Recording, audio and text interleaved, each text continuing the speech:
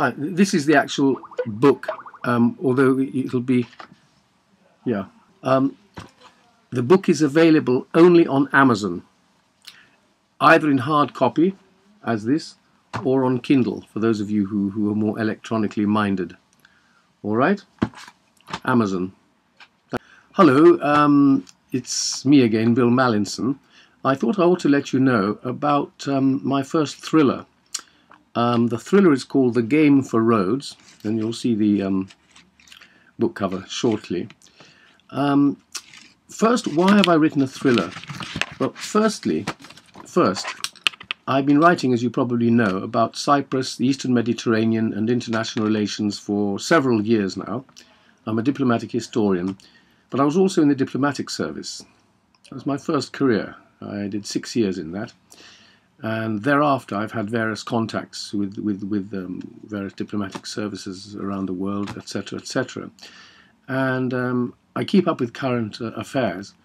And I decided to write this thriller because it's actually not so much fiction as faction. It's happening. What is happening? What is happening at the moment in the Eastern Mediterranean is something very, very volatile. All you have to look at is Palestine, Egypt, Greece, Turkey, to name just a small number of things that are happening, and slightly further afield, Iran, Iraq. It's all connected. We have a major clash of international interests. Now, this story focuses on giving Turkey the Greek island of Rhodes in return for Turkish compliance with Anglo-British-Israeli wishes to launch an attack on Iran. Of course, they need Syria first, which they're still trying to get. But the Russians don't like it. So the Russians come into the story. Now, it's written in, if you like, Le Carré, Graham Greene, Len Deighton style, with my own embellishments. It's quite short. It's 41,000 words. I'm going to read you a few extracts just to set the scene. There is a certain amount of eroticism in the book because it happened and is happening. There are some rather nasty murders as well. And let me just start you with a few words. I'm sorry to tell you that although this disgusting story about diplomacy, double dealing, danger and death is presented as fiction, it is really faction. What you are about to read has happened, is happening, and will happen.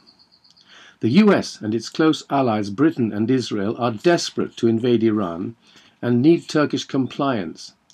Just as not everyone approved of Germany's invasion of Poland, which led to the most devastating world war ever, so not everyone would approve of an attack on Iran. The action in this book is contemporary. It could even be happening while you read. It is about a clandestine Anglo-American plan. Rhodes, then is now.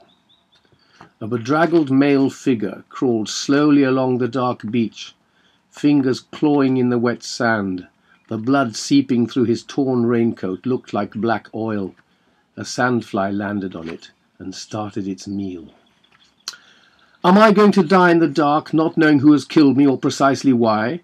I didn't even hear a shot. It must have been a silencer, and it was like a punch, and now I'm waking up. It's not a dream.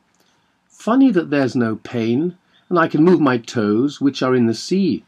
Or maybe I'm pissed out of my mind and someone punched me or stabbed me when I was looking out to sea, looking for the invading boats from Turkey.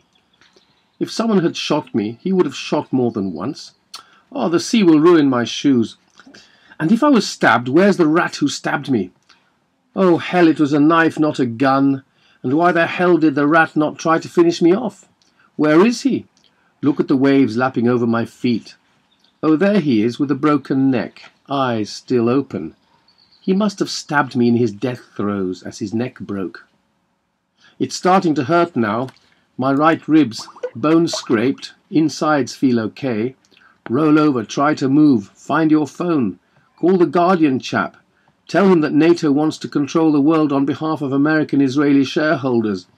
That these disgusting bankster shareholders are killing us all just to feather their already overflowing nests.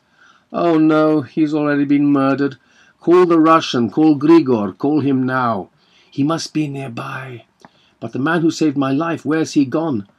Oh man, how on earth has all this happened? Why am I lying here? I remember reading a report that Pavel showed me. Now that is at the beginning of the book, but it also is at the end. So what then happens after that explains why this man is lying on a beach towards the end of the book, waiting for Turkish invasion ships to land on Rhodes. Here's another extract. Washington, the Pentagon meeting. 7 days later, a very secret informal meeting was held at the Pentagon to consider the special report. I say that we simply twist fucking Greek arms just as we did in 1974 to make them accept Turkish demands. All they've got to do is to hand over a couple of islands and the Turks will stop, said the Defense Secretary's Special Advisor Jack Berg. It's the only way to show the Russians and the Greeks that NATO means business, with or without the Greeks in it.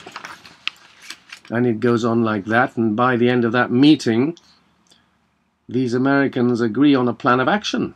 A nasty detail of the plan would involve the killing of a Turkish diplomat with the finger being pointed at the Greeks. We then move into a description of the head of the political section, Chancery at the British Embassy in The Hague in the Netherlands, which, by the way, is where the secret committee will work.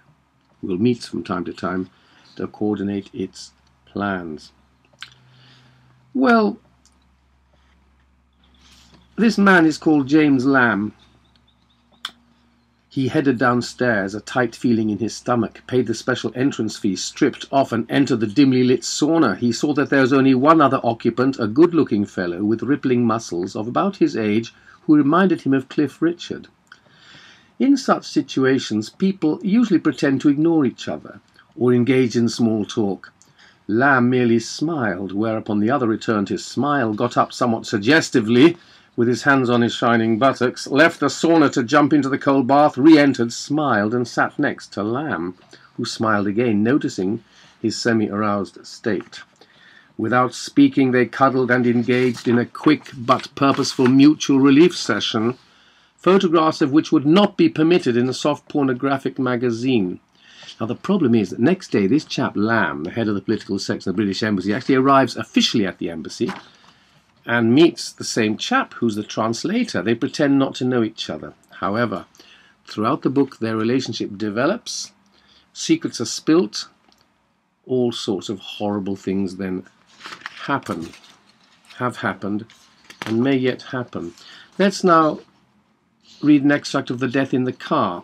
The Americans blow up the Turkish car, and then they claim that the Greeks are involved in doing that to make the Turks furious at the Greeks.